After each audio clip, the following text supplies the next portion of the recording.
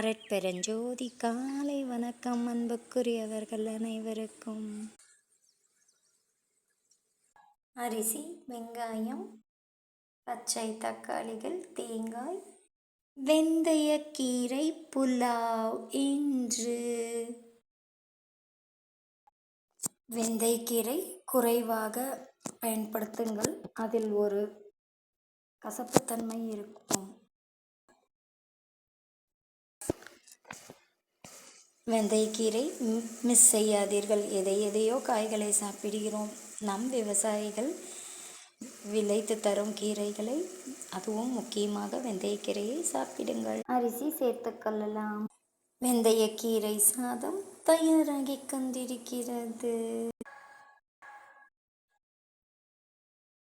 உதிரியாக வெந்தயக்கீரை புலாவ் தயார்.